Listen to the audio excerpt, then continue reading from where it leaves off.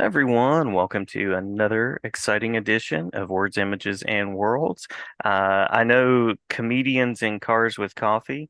We have comics in cars, but I haven't figured out the third part yet of today's episode because I actually finished my coffee already.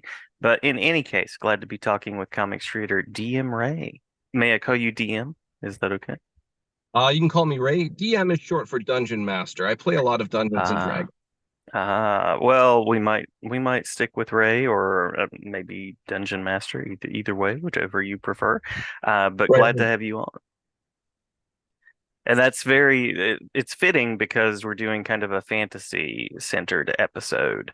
Love science fiction, love fantasy, and the way those worlds collide. And I know that we're talking about a book called Madcaps that you're currently sharing with the world. Yes, sir.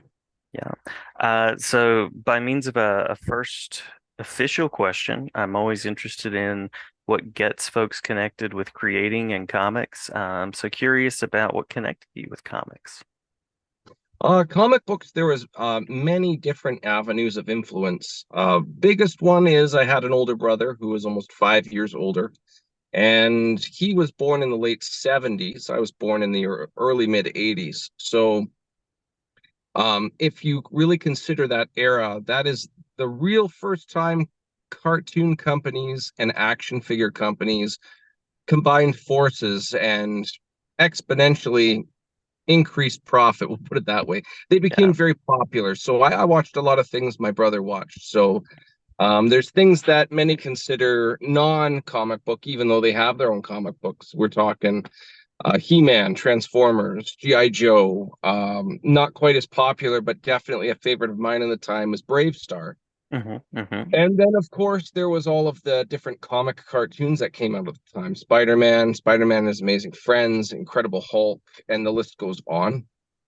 Um, there was also, through that era, when I was a sentient human being going into the 90s, the movie started trickling out, and there was nothing coordinated like we have nowadays with like the MCU or what DC is attempting to put together. And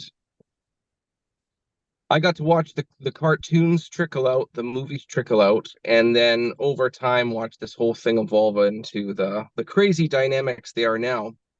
But for Hmm. me, although the movies and the media were cool, I always liked the comics. I liked the comic books better. I don't want to sound like some elitist or very arrogant, but I was always disappointed when a story would fall short when translated to a motion picture, be it a cartoon or a movie. Nowadays, there's dynamics involving multiverses, so it doesn't really matter.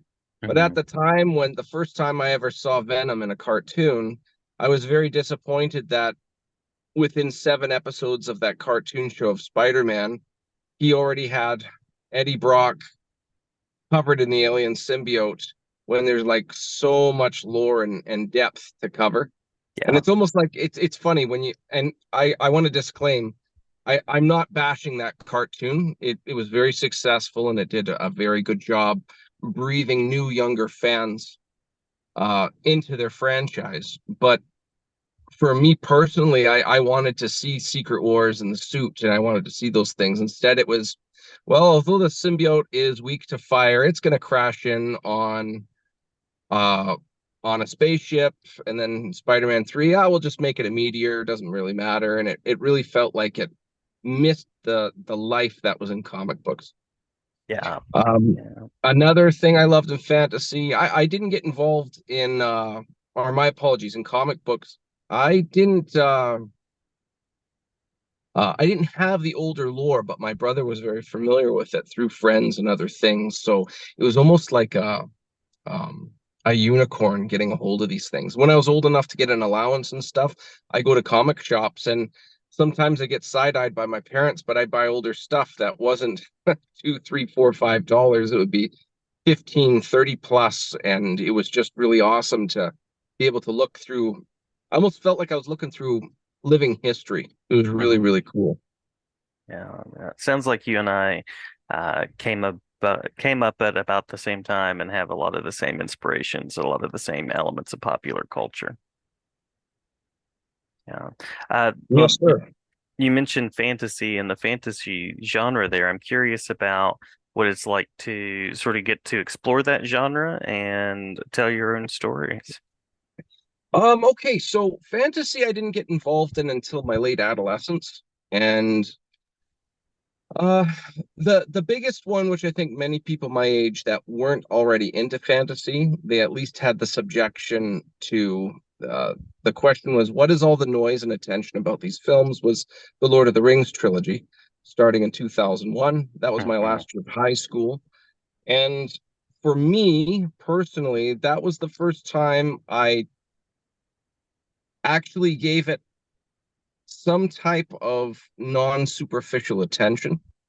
And Yeah. I was very impressed by the story as a whole. The first time I watched it with who is now my best man.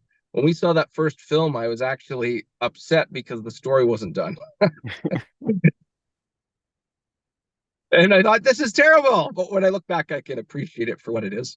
Yeah. I've Yeah. been playing tabletop RPGs for over a decade, and I used that time as an excuse to hang out with friends. I moved across country. I'm actually on a, I didn't realize I was going to be on a mini road trip here. I'm sitting in a parking lot to have this meeting, Oh, but well, thanks for joining from the all good, road. man. All good. Um, Basically, because I didn't live near my friends, I needed an excuse to hang out with them. So I set up via webcam, pieces, table. I became the dungeon master. I've never played D&D, and I took this very ambitious endeavor of just running a world, and we got to hang out, and it was really, really fun. So when you fast forward the clock over a decade later, I have all of these. How familiar are you with tabletop RPGs? A little bit. Little. So, Yeah. do you know the phrase homebrew, where somebody makes up their own world? There's no modules they're basing it off of. It's their own I entity. have heard this. Yes. Yeah. So, the Madcaps is actually based off of the first homebrew campaign I ever ran. And it's well over 10 years worth of storytelling and lore and interaction with many people who have played different characters. The only difference is I made my own characters up instead of basing them off of things my friends made. Hmm. Ironically, I based the characters off of my friends, ironically. But I found it actually very, very um encouraging. The more I got into the story, the easier it became, because it wasn't about a thought. I guess it was a thought experiment, but it was, this would happen next. When you Hmm. subject these individuals to these variables, this would happen. So I made these characters that, um, when you look at like a 10-year-old making characters, usually they're all going to be the most powerful possible, infallible, blah, blah, blah. And I actually exaggerated my friends' personality traits and added in things they want to be, and other variables like that. But they definitely, the characters definitely played themselves out. I didn't really feel like I was writing it as a more like reporting facts on my imagination, I guess is the best way Oh, to put it. love that. Yeah. But That's such a cool way to put that. it feels very much like that. I definitely had a good time developing this story for a comic book setting. My comic is 3 issues. It's a mini series. This is my first time writing a comic, so um, I think it would be very bold and on the borderline of foolish to say this is going to be ongoing for eternity. It's going to be that great, when really it's up to the people reading it to tell me if it's any good or not. So I'll do 3 issues. If people really like it, I'm happy to do more, but I'm not going in with that mindset. My mindset is 3 issues of a story that people can really appreciate, and we'll go from there. Oh, no, I love that, and I love that you're taking the steps into creating. What was the creative process like behind these three issues? So creative process, I use an online D&D platform called Roll20, roll20.net. Um, if if you create a game, you can make the board, the characters. So I actually redid things that I did 10 years ago, but I put it on this digital board, and I would start putting the characters in places and saying, right, and then I know this would happen, and then I know this would happen, and I'd put it in bullet form, and then I would start filling in the interactions, the dialogue, the actions. One thing I really wanted to do that I found a challenge was balance amongst all four of the main characters. Hmm. One of them had a little bit less attention than the rest, and I showed some friends the script, and they all thought he was actually like devious and had something to hide, which was not my intention. So what I ended up doing to cancel that out a little bit is I actually made him the narrator for all of the pages, which seemed to really tie it all together. I was really happy about that. Going back to the Rule 20 dynamic, it was just a lot of fun to put things into places. I've heard back when Brian Michael Bendis was helping write all the dynamics out for Civil War, they would use literally post-its on a wall to track all of the different characters in play. Yeah, I didn't have that complicated of a dynamic, but it was very helpful for visuals to write in bullet form and track everything that was going down. love that. Yeah. So it sounds like you have some Lord of the Rings inspiration, some D&D inspiration, any other sort of elements in the mix that folks would expect from the book. Um, there's definitely a fantasy element. The theme amongst all three issues is about camaraderie. Hmm. Everybody, when they hit a certain age, if they have a really close or at least semi-close circle of friends, eventually responsibility gets in the way of you seeing your friends. And because of that, um, you re you have some type of longing. Most people don't understand how badly they miss friends.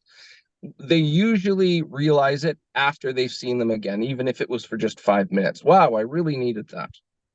This three-issue series told through a comic medium with a fantasy setting is almost like an homage to that level of camaraderie. Hmm. Hmm. Nice, nice. And I know that you've collaborated with Phil Russer and Philbo to Yes. bring the book into the world. So anything that you'd like to say about that collaboration? Oh, absolutely. I met Phil online through social media, and originally I asked about his services for getting a title made for my book. Um, I ended up not utilizing him for that service, but based off of the things I've seen, what he streamed online, I liked his opinions. I really liked his level of honesty, and I loved his passion for telling stories. Hmm. Because of that, I would ask him as I was having my interiors made, what do you think of this layout? What do you think of this person's ability for a cover? Do you think they'd be worth the investment? And after a while, um, he decided to take me on. I'm very grateful for that. He ran my Kickstarter, which is really great. We just were successful for issue one. We're going to be launching issue two in the new year, and we will be having a pre-launch page to follow in the not too distant future. We're actually just waiting for approval from Kickstarter. So it could be within the next handful of days, or it might actually be live by the time this interview is posted in public. Nice, Um, nice. Philbo's been very good to me. Philip rather, Philbo Publishing and Philip Russert, they've been very good. Philip, I got to give a shout out to him. He is a very ambitious individual, and he's stirring a lot of pots right now. I know he's got a couple coming out.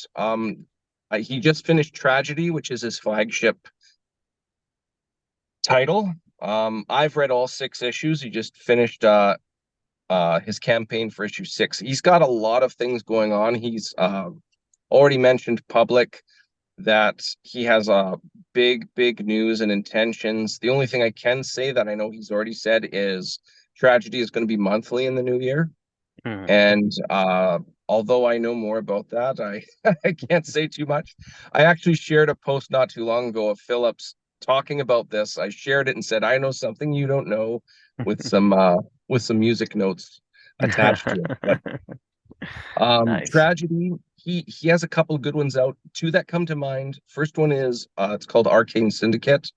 If you were to imagine the Expendables, League of Extraordinary Gentlemen, um, those two story arcs, but imagine all of your iconic Hollywood horror monsters all working for the government, like working on basically a paranormal division for pacifying such dynamics.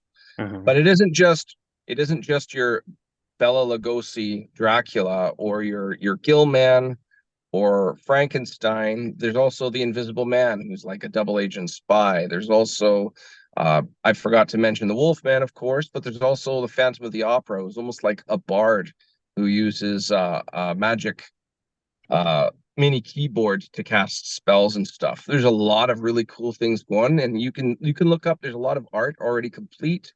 I'm pretty sure he's on the verge of finishing that book before he launches it online.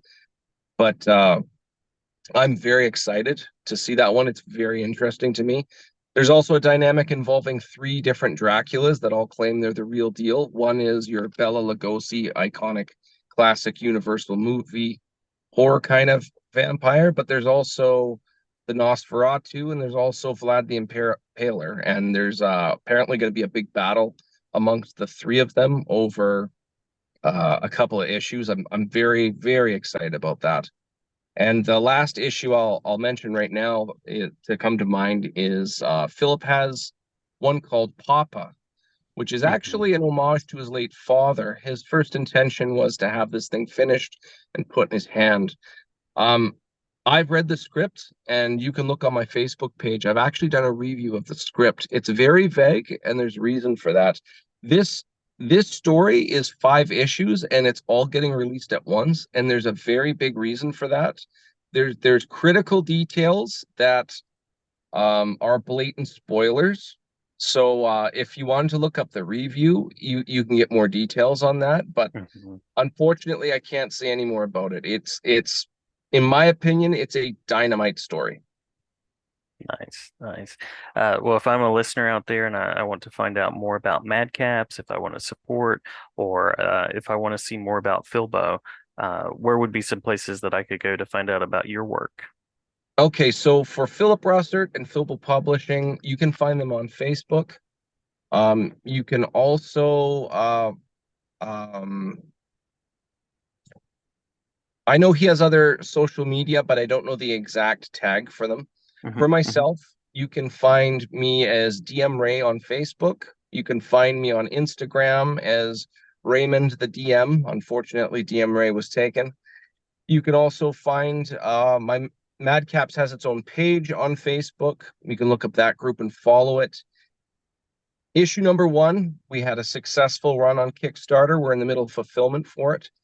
And issue number two is just getting the ignition started. We're just getting into drive for it, for getting everything going. Obviously, the focus is on fulfillment for issue number one right now. We don't want to be leaving anybody in the dust with that. Hmm. Hmm. And by the time this video is up, there most likely will be a uh, pre-launch page for issue number two. But if I were to break down the Madcaps as an elevator pitch, four non-human friends. They're all meeting up in their childhood home, which is predominantly human and orc. And a situation becomes on them, if you will. Becomes of them, becomes on them, however you want to put it. But basically, there's an undead outbreak, and after helping the local guards with the problem, they're inclined to believe that the origin of this comes from a local drug problem. Hmm. So it's not preachy. I don't want to do the whole winners don't do drugs kind of thing. But with that said, there is a dynamic that these friends are not necessarily the best equipped to do. And going into issue two, one of them actually asks the rest, when do we admit that we're outside of our pay grade, if you will? So they have to make some hard decisions. But like I mentioned before, it is based off of camaraderie, and most people ask, or rather act a certain way around their friends, and usually it is for the better. You can have bad influences on each other, of course, but whatever those results are, they're more galvanized, fortified. You are more like your inner child. You're not being a parent worrying about your children's safety. You are acting on your own accord. And because of that, these fellas all have some interesting dynamics at play. Wonderful, wonderful. Glad to share about the work. I'll be joining the Facebook group shortly. Anything that we've missed in the talk through that you want to make sure to share before we close out? Um, I think that covers all of it. But definitely have a look at the first Kickstarter issue, or issue number one, the Kickstarter for issue number one, and definitely look on the trailer. On my Facebook profile page, there's also a teaser trailer which depicts one scene where they're trying to get information out of a junkie. And I don't think there's anything else to say. I would just have a quick look before you have an opinion or writing it off. It is a very, very interesting dynamic where comic books don't, although there are arguably a good share of fantasy comic books out there, comic book and fantasy culture usually don't overlap too much. But Mhm. I think I have a really good sweet spot of people that like fantasy, give this comic a shot, and people that like comic books, give this a read. This is independent. There's no, there isn't 60 years of lore to be caught up on to follow along with this comic. There is one last thing. Mhm. Also on my Facebook profile, I had I ran a D&D one shot, a one-time game with local fellow, or not local, fellow comic creators. And I also had some pros from California, GM McLeod's and Michael Towson, who's voiced for Disney and William Shatner and others. And we did a prequel to the first issue. So if you look up that prequel online, you will get a feel for what the comic book is. And the reason I did that is people that like comics, they can watch it. If they like it, they'll be more enticed to give the comic a shot. And then on the flip side, people that like watching streamed RPGs, they can watch it if they like it. If they want to know how the story continues, give issue one a shot. Fortunately for us, on issue number two, the Kickstarter will have the option of catching up with issue one as well. So definitely keep your feelers out for that. Sounds great. Sounds great. Well, thank you so much for the time, Ray. Safe travels to you, and glad that you are stepping into the world of creating and writing this first comic in terms of writing, and I hope that many, many more are on the way. I appreciate the kind words. Look forward to Absolutely. talking to you again on here. Sounds great. Sounds great. Anytime.